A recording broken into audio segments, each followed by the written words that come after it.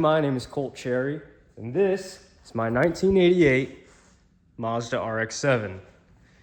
So if you've watched my last 4, I think, by now videos, you've seen me completely tear this car apart. I've repainted the engine bay. I have repainted the interior, which I'm very happy with how that came out. I installed brand new custom fuel tank and put a hatch so I can easily get to it. So at this point, I think I'm ready to start putting this car back together. But it's going to be a little different because all those parts that you watched me take out of this car, for the most part, are not going back into this car. And that is where my 1989 Mazda RX-7 comes into play. So this is the first RX-7 that I ever bought. I bought this about a year and a half ago now, maybe a little longer, and got about a good year of unproblematic driving with it. But as you can see, it's a little rough. It does still run, just not very well. As far as I can tell, my rear rotor has low compression, but it has a full engine bay that will turn on. For the most part, it's relatively stock. The rat's nest and all the emissions that you can actually properly delete on an S5, which is the later production model, FC RX7, have been taken out. It does still have an oil metering pump, which cannot be deleted on a S5 until you have an aftermarket ECU because it is controlled electronically, and if you take it out, it'll put the car in limp mode. So far, I haven't really dug into this car too far. See, the interior is a little messy. This car's been sitting for a little bit. So as you can obviously see, this car is a convertible, which is not the greatest for FCs because they are heavier than the hardtop version. When I bought this car, I just really wanted an RX-7, so I didn't really think about what RX-7 I wanted. This came up on Facebook Marketplace. It ran, it drove, and I bought it. What I didn't realize when I bought this car is that at some point, I think it might have been a flood car. You can see a little bit here, but the entire bottom of this car is covered in rust. It has a few spots in the floor, which I'll show you over here. And as you can see down there, completely rusted out all the way through the floorboards. Underneath the seats, there are holes where you can reach under the car and feel the carpet. So the frame is also pretty rusty and not in condition to really be driven. You see the trunk completely ripped out. Golf club as a makeshift stand because, believe it or not, the shocks are also shot on this. It has a brand new, almost, fuel pump in here that I bought trying to fix some of my issues, which fixed a little bit of my issues, but it was sort of just a waste of money in the end because I'm not going to use it. So that'll probably be sold. But for the most part, this car is in all right condition. So, as I'm sure you can probably guess, everything in this car is going to be put into that car. This is the heart that will make that car run. What does suck is that I need to rebuild this engine. A little overwhelming, won't lie to you. So I think I'm gonna start coming up with a game plan here. Start going through tagging the things that are going to be unplugged and will need replugged in, tagging the things that aren't getting replugged in, and pretty much just documenting everything that I pull out of this car and how it needs to go back together. Pulled the battery out, the battery tray, just so you guys can see. That big hole there is where the screw for this is supposed to go, along with down there and there, and the bigger hole there. Well, this car has just seen so much rust that is the screw that's supposed to hold this tray on. There's one snapped off down there, and I think the other two is that one in the frame there, and either that big hole there or that spot in the frame there. So looks like the previous owner just drilled self-tappers. There's one in that small hole there, one in that small hole there. Just self-tapped it, made it hold. So yeah, I hope you guys are just gonna be able to see the headache that this car has been. And I'm glad that I can finally start throwing some of these pieces away. Guys, so we're making some decent progress. Got tail lights, this rear center light put back on the blue car. Nothing's really switched over. Put these back on. Then on the red car, the entire trunk, the whole wiring harness is completely separated, ready to be pulled through up to the cab of the car. So for the most part, we're done back here. There's still quite a bit of interior. So this whole trim panel here, all this has to come off so we can chase down where this wire goes. It runs up underneath here. And then on this side, it's the same thing. You can see the whole harness is in there, and it comes down to this box, which this box, as far as I can tell from reading on forums, this is just to control the motors for the soft top. So we're not worried about that. This will stay. And I assume, well, actually, this wire does go all the way across. So we gotta hunt down what this goes up to do. It doesn't look like it's part of the soft top mechanism, but it might be. So I'm gonna start digging out, getting all this interior trim pulled out. This one's almost out. I just have to get this seat belt pulled out of the way. I'm gonna pull that side out, and then that side. Got this trim piece out, and it looks like this power cord does in fact just go straight to this motor, which is for the soft top. Now these motors do still work, so I might end up listing these if anyone needs a set. Then this cord back here runs up, and I assume that this is just the window defroster up here. If you guys are ever putting seats into a car and they're not the right seats for the car, please do not just weld the seat into place. Now I'm lucky that whoever did this was not a very good welder, so I could just break these welds off. This is just one seat. I don't know how the driver's seat's gonna look, and this one wasn't fun to get off, but this does show you some of the rust that I have. I imagine that's where the whole pile of rust on the floor comes from.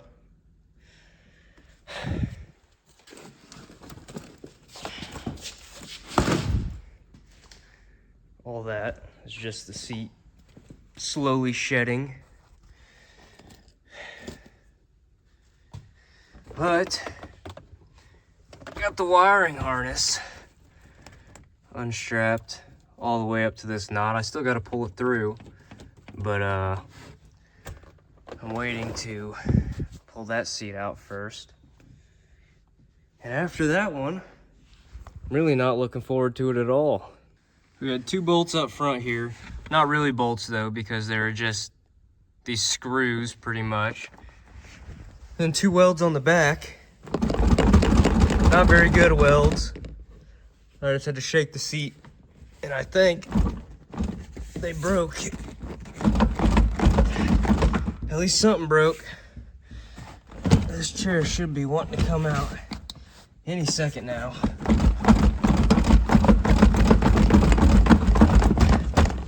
Oh, something broke loose. I wouldn't even care if this thing snapped in half at this point.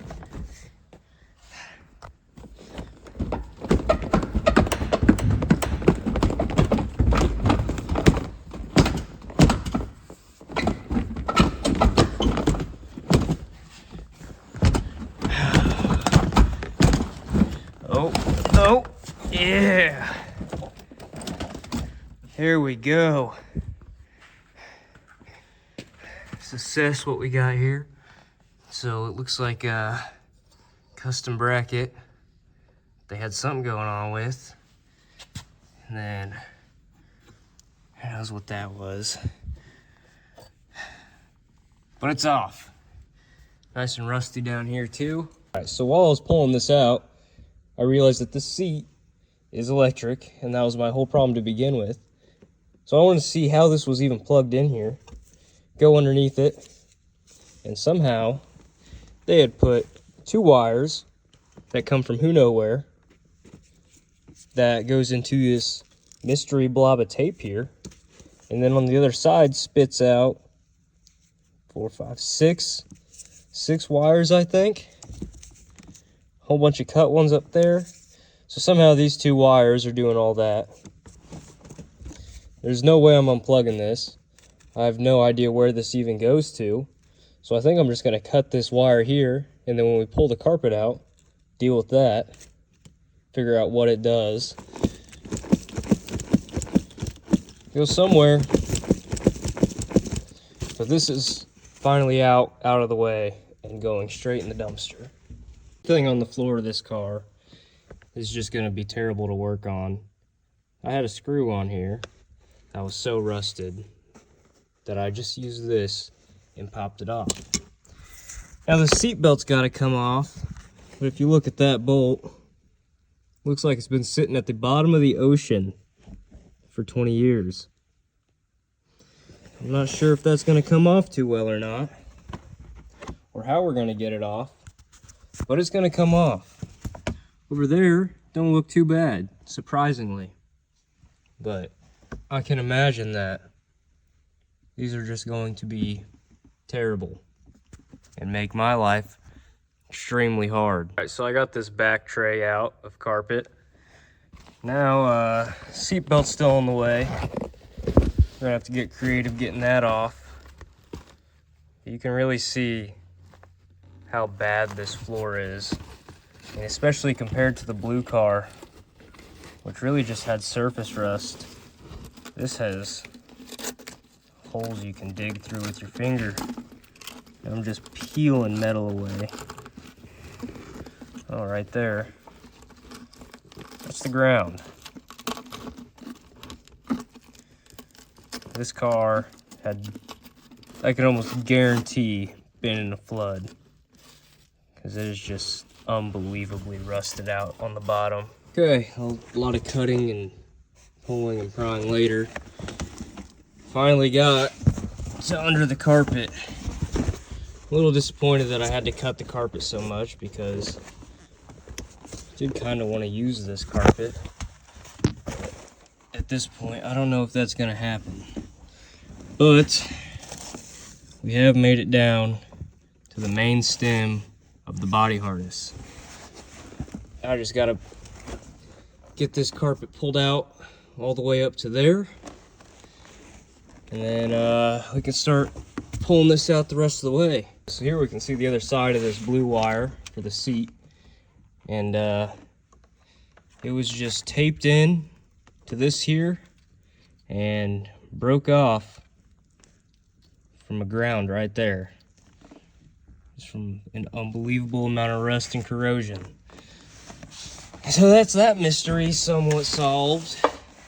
Now we got the rest of this pull out all the way up to there, which hopefully we won't have too much trouble with. It looks like I got some corrosion right there, which is not ideal. So that chunk of wire will need pulled out and replaced. And I'm sure there's going to be a lot more of that as we pull this out. So we've hunted down to here.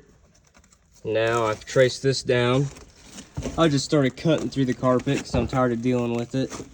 And this did not want to come out at all. So there's no way to get around it. This comes over to here, plugs into the seatbelt for the seatbelt warning light. Comes up top here, and all these plugs are for the headrest speakers that were in the car, which will no longer be in the car, and the powered mirrors, which might stay in the car. I haven't decided yet. And then the last plug on it goes down for the handbrake. So get that pulled out, and we're getting pretty close to making it back up to the fuse box. I really think we'll have this whole chunk out. Got that all pulled off and marked. I'm slowly realizing that this car should not have been on the road at all. My foot is on the concrete floor right now. This thing has been a death trap. I cannot believe I drove it for as long as it did. And I cannot believe it ran for as long as it did. This thing probably should have killed me a while ago. But now I'm killing it. So, guess I win. Alright, so here we are in the brains of the operation. You can see the main branch of the cord runs up here. Comes up right here. It plugs in a few spots. It looks like spot 1 is that clip right there, which is this group of wires. And it comes up a little farther, plugs into this white clip right here, and then up top, find a way for you guys to see this, that green clip right here.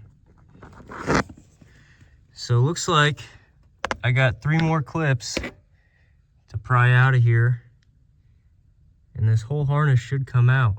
Pulled the harness out, laid it out on the ground over here, made sure we had every single plug tagged. We do. I don't have these relays tagged. Not sure exactly what they do yet, so I'll have to look into those. But harness is all tagged out.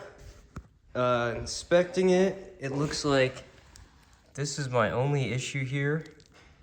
Got a little bit of corrosion, so we'll have to cut this little bit of wire out and put a new section in right there.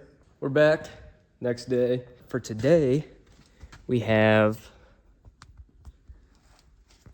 this harness here, which goes back into here and plugged into the amplifier, and then goes up under the carpet. I imagine the passenger seat plug goes in there, then plugs in somewhere back up into the void.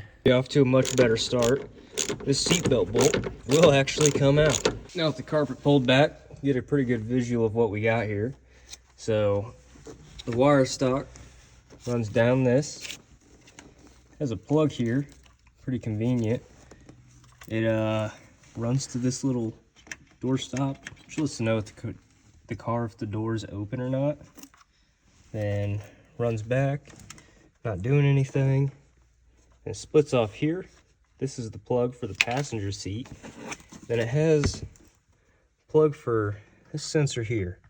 And I have no idea what this is, so I'm gonna have to look into that a little bit. And wrap around here. And it runs up behind the ECU panel there. And hopefully just plugs right into something, so we can pull this out. To this white little cable tray thing here, pull it all out, and from the looks of it, the only thing from this little door switch forward was the plug for the stereo amp and the antenna wire. So from this point back, this is all useless to me. This will all be taken out and removed. I'll probably just leave this plug empty here, and it'll be a whole lot easier to manage just this short run of cord.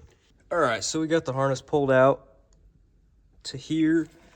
This is the our door sensor and the rest of the wire that goes to the stereo amp loom. This is our passenger seat plug. This is for this sensor, which as far as I can tell is an exhaust overheat sensor. The only thing I could find on it was a post on the forums about an FD, but this plug is in a pretty similar spot and looks almost identical. So I imagine that's what it's for. I can't really think of anything else it could be. We got this pulled out. Still got a cut there. Got this panel pulled out so you can see the ECU and the rust that's been sitting in. Then we can follow these up here, which this is our antenna wire, which goes up somewhere back there. And this plug here loops down somewhere into there. So I think I'm gonna pull this ECU out, get it out of the way, and then stick my head in there through all the rust and try to hunt those ends down. So we got the ECU pulled out, got the plugs on it, tagged up. ECU's over here. I know this ECU works. I just bought it recently, actually. The mount for it's a little rusty, but not too worried about that. It still does its job. But now we can get in here and hopefully, maybe, track down where these go. This one looks like wraps up and is maybe this wire right here. So bad news for tonight's goal. From the feeling of it back here, which I can't really show you, it looks like this just loops directly into this main stock, and this is a separate piece that comes directly out of this main stock. So if we want that, then this whole thing is gonna have to come apart. So I think now the best move is see if I can unplug this main stock anywhere, or start working on pulling the dash out, which I didn't really want to do tonight, but it has to come out at some point anyways. Dug farther into the dash here. See, I pulled the blower motor out, which had a few plugs from this stem here. Get this speaker out of the way, show you what I've got going. So this was the main wire we were dealing with. This is where it came into the big harness here. And you can see, big main harness looped down and connected into this panel here, which was bolted up where those two yellow and orange plugs were. So got those unplugged. Then this other smaller wire that I thought was where our first wire continued to went up and plugged into the top of the blower motor. It plugged into these plugs on the door over here and plugged into the top of the evaporator on that blue plug there. So I pulled the evaporator out to get it out of the way. And now all we're left with is the main stock of this harness. I was able to track this wire in through here. It comes out on the other side of the transmission tunnel, shoots up under the dash over the top of this, but I think it's behind this vent here. So sort of at the point where I think I'm gonna have to pull the dashboard out to get to it, but I don't really feel like doing that tonight because this is a lot more than I thought it'd be. I thought we'd have this out in 30 minutes to an hour. I'm back and came over here a few hours ago. I wanted to get a few things done before I started recording, things that I thought would be easy. And the more and more I dig into this car, the more I realize things are not nearly as easy as I think they'll be. So, plan was to start tracing that back and work on getting the dash pulled out. That was going great up until I got to this guy, which I want to keep. So I couldn't just rip it out. And on the back of this, it has two plugs, which are those two right there, and this wire. What you think maybe is this box plugs into? No, actually, this wire runs up into the dash all the way into the back. Took a while, but I finally got through. You can't really see the plug from the inside, but out here, through this nasty windshield, it's that plug right there. But anyways, that's the plug I had to get to. And of course the little press button on it was facing this way against a wall, and I couldn't get my hand twisted up through the bottom of the dash to reach. So finally going through the top, I just pulled it off. Now I gotta fish it back out through here, and I can pull this out, and then gotta pull these gauges out and the wires for those, which hopefully shouldn't be too bad. Then I can pull this dash out. Got the dash pulled out, so this should be a whole lot easier to finally track this cord all the way through. The only part that's gonna give me trouble is behind the heater core here, but it pops out, wraps up over the steering column and down into the fuse box. So I gotta figure out how to unplug it from the fuse box, and this thing should just pop right out for us. Started pulling this out the rest of the way. It was just one bolt behind that heater core that was stopping it from moving. So got that pulled. And over here on the driver's side, we are pulled all the way back off of here down to the fuse box. Next plan of action is to start clearing out the engine bay. Dug my way through the first chunk of the intake manifold. Got this first elbow off, throttle body, and the little turn down that goes into the upper intake manifold here. Pulled out the vacuum lines that hook up to it. There's a couple coolant lines that hook up here and here for your thermal pellet, which controls your cold starting. And then had a couple vacuum lines actually on the back of this turn down. One here and one here.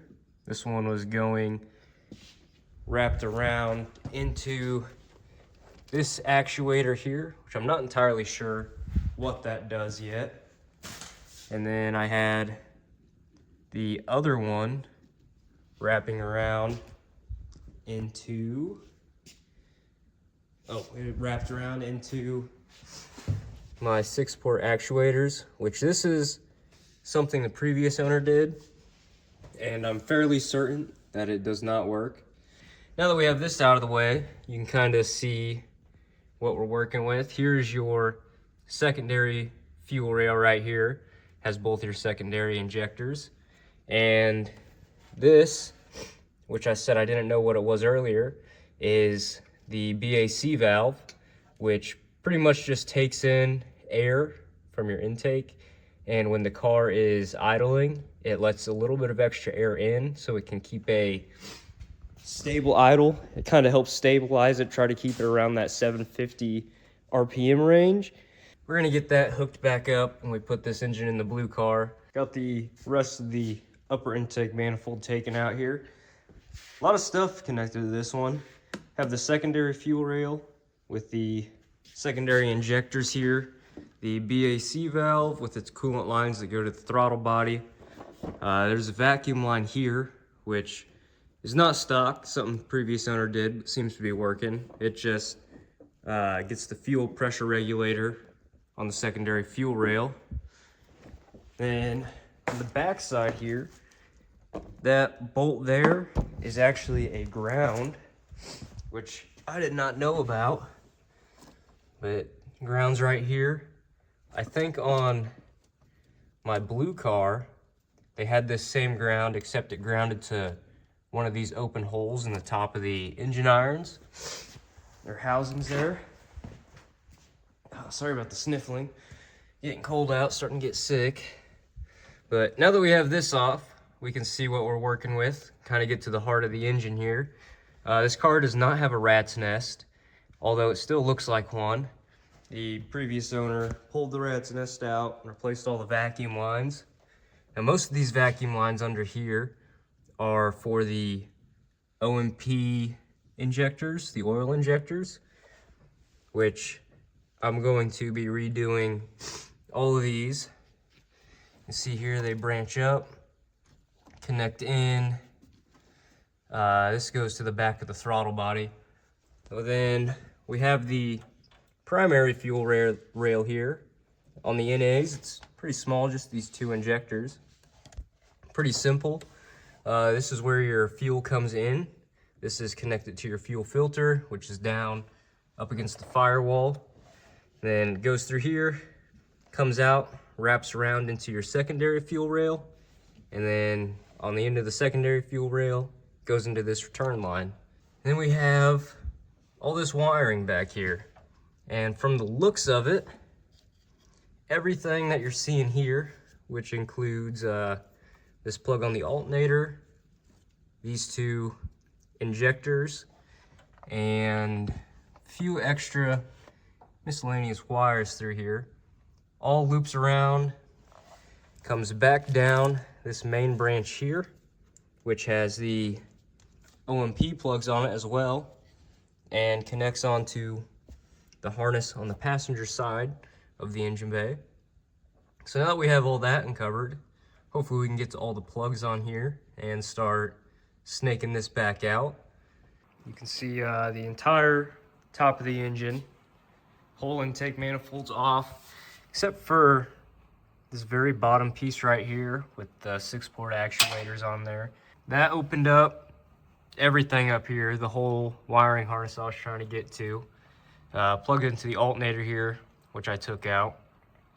It wraps down over the engine, plugs into coolant temperature sensor down there on the rear iron, which I'm not sure you're going to be able to see. Plugs into the primary injectors right here. Got all this unplugged, pulled it back. The OMP wires were tucked up here, got those unplugged. After that, I just started pulling it out. So here is the entire harness laid out. This is the grommet, which goes right there. On the inside of the car, you have these two plugs, which connect to the interior harness, and these two plugs in a ground, which all go to the ECU. Then you can follow it up here. A lot of plugs that I won't be reusing. This up here is the main chunk of what I need. So this is like my TPS tester, all my injectors, my OMP, alternator, all the important stuff on this harness. There's a few small repairs I need to make. Like this one down here. This is the coolant temp sensor that plugs into the back of the rear iron. As you can see, previous owner just had to splice it together and make it work. I'm gonna redo this with a proper connection instead of just tying two wires together. But overall, this chunk of the harness looks pretty decent. Now that we got this harness cleared out, I'm gonna switch over and work on this side, which is a lot more of a headache. I'm gonna have to probably start draining some fluids over here. The power steering, for sure, that's gotta come out of the way. I think for now, I'm just gonna start with what I can get to. So this coil pack, that'll be switched over, and just trace the wires. I'm gonna have to pull this radiator out, I think, to get up here. Got the hood pulled off, so I can actually show you guys what's going on. You can see, have a little bit of light. We get you propped up here. Now we're gonna start taking this side of the engine bay out.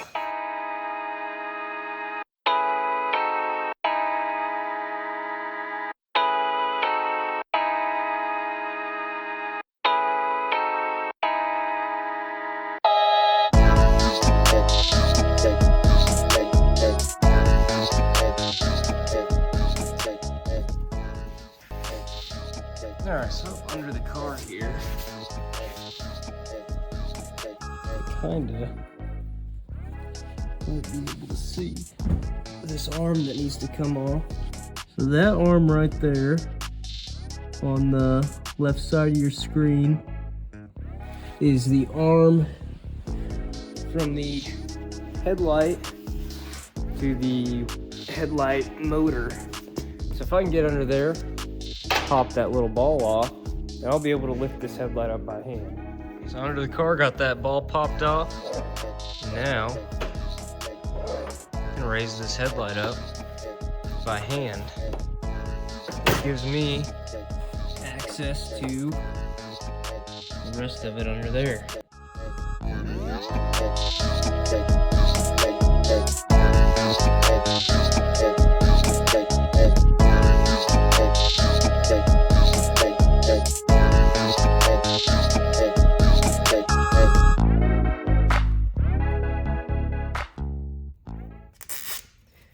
All right, so that is the entirety of this front corner all done. I think I'm probably just gonna put this headlight back on, get it mounted, and then start pulling this harness back through to here. And we're gonna be ready to start pulling up underneath the radiator. It's gonna be a little tough, so I might end up having to pull this radiator out. Using this heater hose I have been filling this bottle over and over again, draining it out. So we're at least drained to where that heater hose connects at. And I think this whole tube here is drained because it's been leaking out right there. So I think it might be safe to disconnect there and disconnect up here. As long as I don't tip the radiator over too far, everything that's in it should stay in it. So we're gonna give that a shot. I got a feeling it's probably not gonna work too well, but we're gonna try it anyways, because that's a lot easier than trying to just manually dump all this out over and over again.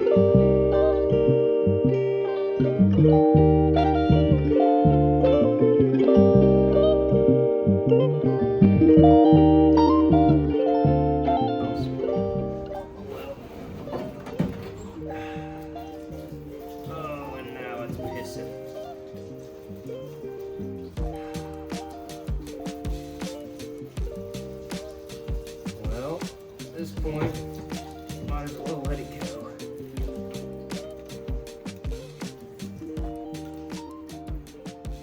Pull the P plugs out of the way.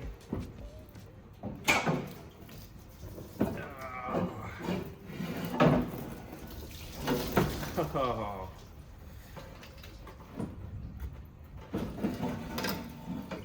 Oh.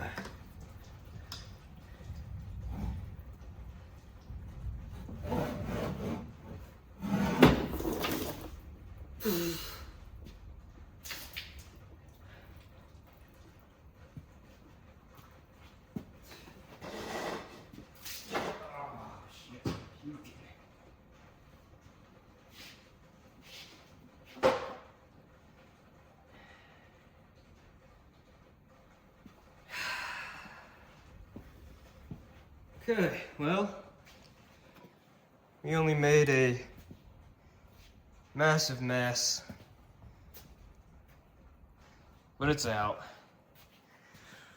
Oh, there's so much coolant down there.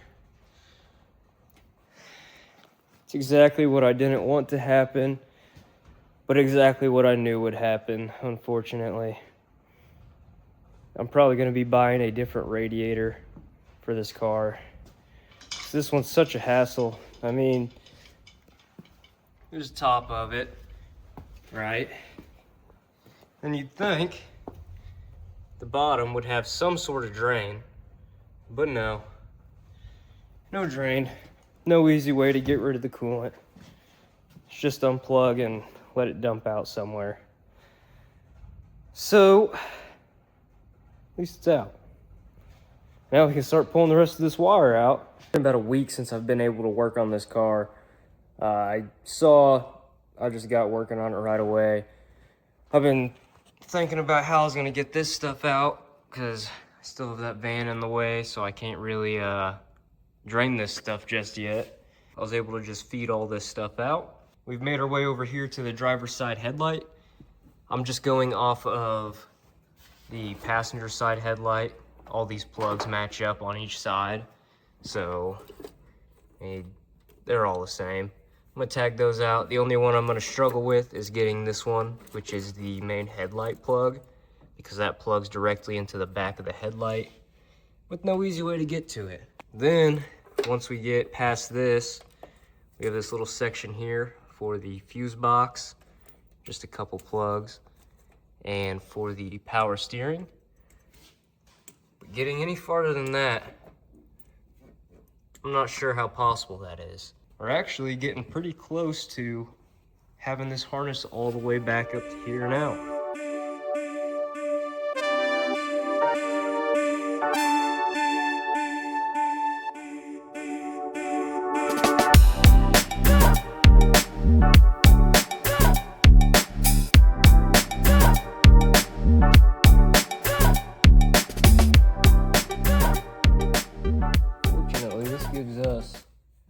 Decent bit of room to work in there and get that harness out.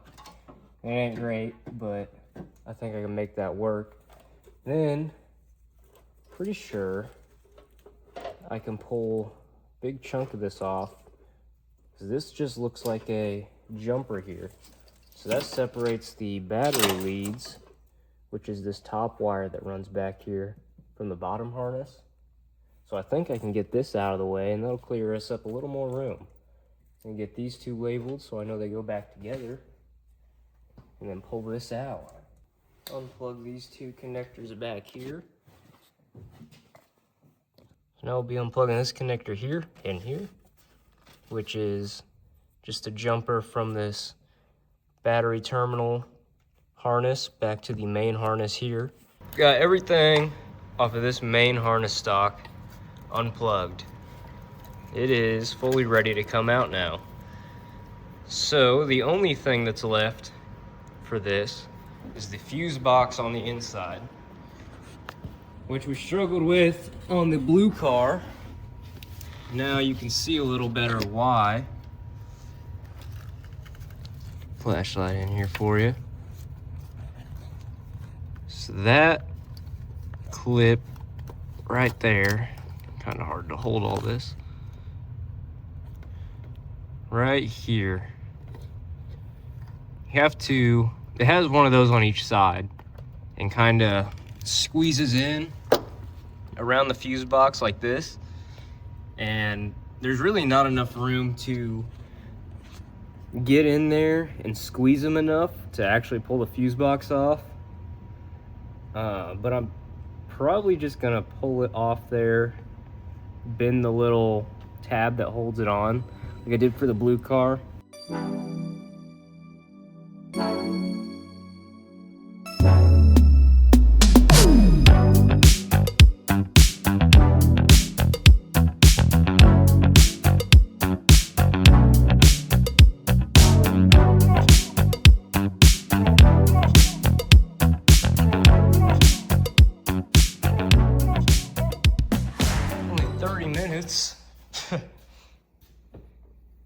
get the entire harness through this tiny hole. As you can see, we got the whole thing through. It's gonna need a little untangling. Now we got a wire-free engine bay. This is the entire harness we just pulled out. Laid out sort of similar to how it would be in the car. So you have your passenger driver headlight, or driver headlight there. You got your relays here. These are the worst part to pull out through that little hole. Up here, that's your grommet. So you got your trailing coils right before the firewall. And right behind the firewall, have your entire fuse box with a few plugs on it. And then this here is where it starts to cut back across the car around your dash. Plastic piece here. This is what goes up over the steering wheel, over that there. Cuts back across. You got a few jumper plugs. This is your evap plugs. And this is another connection into the passenger side body harness. Your ECU plug here. Doors, speakers, a few random things. And then this is, no, I lied to you. This is your passenger side harness. Those two plugs there are what connect into your passenger side engine harness. The only wiring left in the car is the last little bit buried down here. Goes down to the starter, transmission, a couple sensors in there. We're not gonna get that tonight. The main harness out, we can finally get this car up on a lift, start getting the fluids drained out of it, and get ready for this engine to come out. I'll finally be able to show you guys the bottom of this car and why this shell will never run again. Car's lifted. Show you a few things we gotta address first. We're gonna have to pull this plastic undercoat out. This is all cracked, destroyed, it's getting thrown away. And up under here, and you can just see frame rails covered in rust. There's a few spots where it's getting a little soft, dented in, and it's just at a point where I don't really trust it. The floor falling apart. You can just rip pieces off of it. And you can see over here, that's the hole that goes up into the cab. Now this frame rail over here really ain't much better. Same thing, dents and just some real bad rust on it. Got rust coming through on the floor on the sides. The rockers starting to rust out. Those would have to be replaced at some point if I was going to keep this car. And towards the rear end, rust starting to build up on the suspension arms. Now a lot of this stuff, realistically, I could probably save, but it's getting to a point where it's not really worth it for me. But now that's up in the air, we can start working on getting things drained out of it, get the oil drained out, and then figure out how to get the power steering drained out.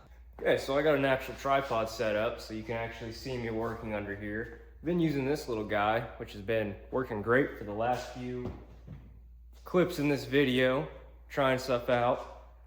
But we're gonna start taking off this plastic and then getting the oil power steering drained out. Probably pull out the oil cooler while I'm here. Maybe the power steering cooler lines too. I want to be careful with those. I don't really want to break them. I won't be using them, but I'm sure someone else might want them. So I'm gonna try to keep those all safe. I'm gonna get after it, start pulling this out, and get some things done today.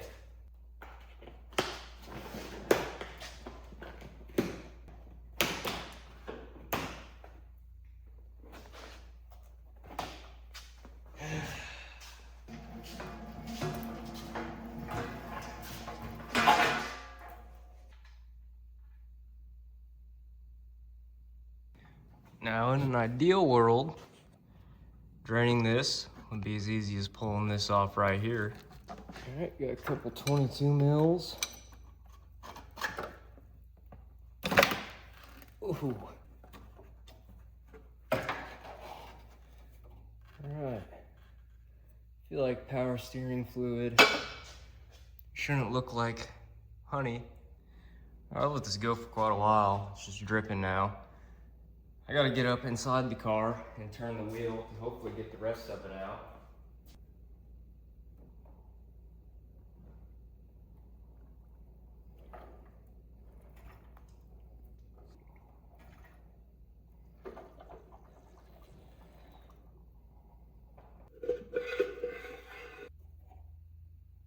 All right, that shouldn't leak. Now,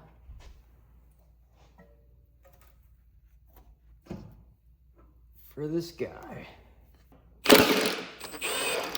With the oil cooler out and out of the way, we're gonna be able to start working back up on top of the car. But while we have it in the air, might as well take a few things off. First thing I'm looking at is this wiring here, runs under the car. This looks like it starts to get a little rough. Stuff that the previous owner might have done, lots of electrical tape.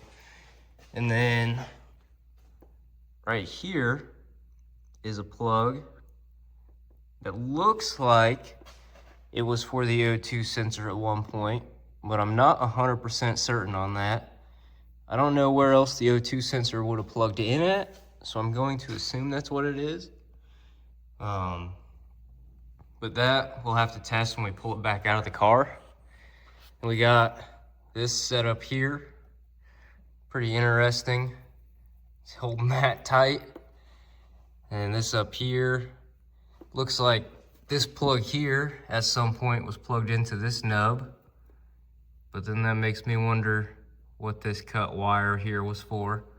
So we got a few things to figure out once we get this stuff pulled out and out of the way. I think I'm just gonna unplug this connector here, label this transmission/O2 sensor, and then we should be able to reach the rest of this from the top of the car, minus the starter, which I'll pull that plug out while I'm down here as well. Unfortunately for me, it looks like this connector here was actually super glued in place, or maybe even melted in place, I'm not sure. Got the clip off. All it took was a pair of channel locks, and I just smashed it. There's no way I was reusing this clip anyways. This is the tab that came out of it. A little corroded, so that'll need replaced. But everything else is unplugged. I just gotta get the starter now, and the rest of this harness I should be able to get to from the top. I unplugged all the wires at the bottom of this harness, so I think the rest I can reach from up here. I'm gonna start pulling this out and labeling it, and that'll be the last of the wiring. All right, we got the battery and starter harness pulled out. Now that that's out of the way, we can focus on getting that power steering pump back out. That's just got 4 bolts on it, or 5 bolts on it. It should come right off.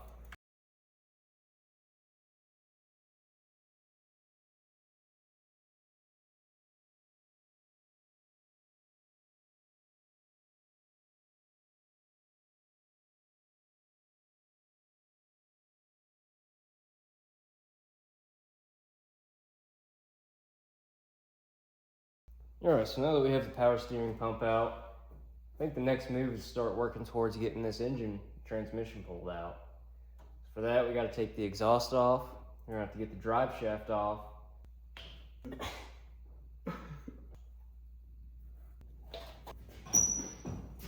First, it's got to come off these studs.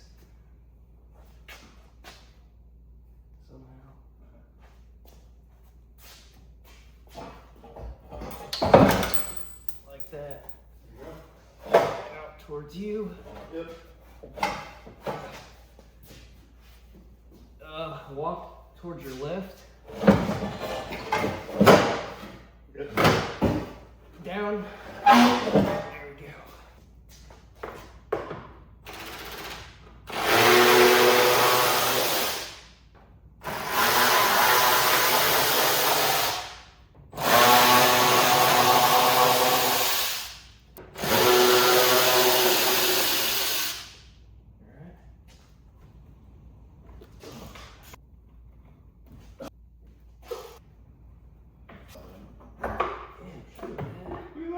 All right, guys, so we're gonna work on pulling this engine out now. I pulled off all the hoses that need to come off before. So all that's left is getting the transmission unbolted, and then these two engine mounts, which this engine mount doesn't have a bolt on the bottom. So we're gonna put one on there while we take the transmission off, just so this doesn't fall out and crush me. And then we're gonna pull it all out in one piece. All right, guys, so this engine's ready to come out. We got one more bolt to pull off. We have to use the car lift to pull it out because our engine hoist is broke, so we're gonna see how this goes. Okay, I'm off this one. Yep.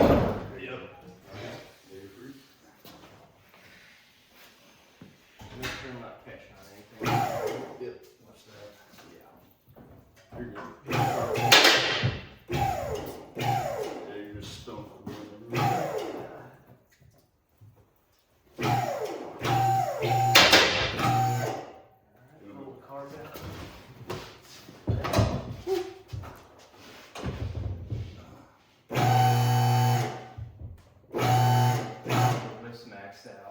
No. I don't like that. Yeah, you would have tonight.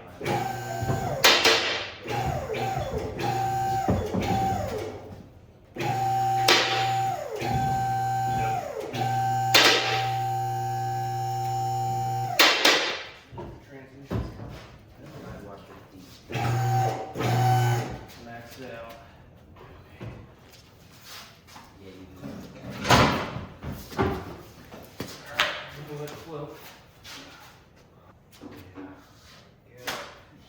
Alright guys, that actually worked. We're going to sit it down, pull this transmission off, get this engine on the engine stand, and then let's wrap it up for this video. Okay guys, we got this engine pulled out of this car. We got the transmission pulled off of it. We got it mounted up on the stand. We got the transmission on the ground over here. Looks like it's in all right condition. So we're gonna probably run that transmission over in the blue car. But now for the red car, there ain't much left in it that I'm really planning on taking. I want to take the front subframe and everything up here pretty much, except that convertible bracket there. I don't really need that. And the rear end, I want to take the entire rear end, diff, all the wheels, everything. So this car is pretty much at a point where I don't need to mess with it anymore until I get it on the trailer to take it to the junkyard. So I think that's what I'm going to call it for this video. We got some big things coming up. I think the next video might be working on the wiring harness, getting that rebuilt. But thank you guys for watching. I hope you enjoyed this video. I had a good time making it, and we've officially tore apart two FC RX7s. Now it's time to put one back together.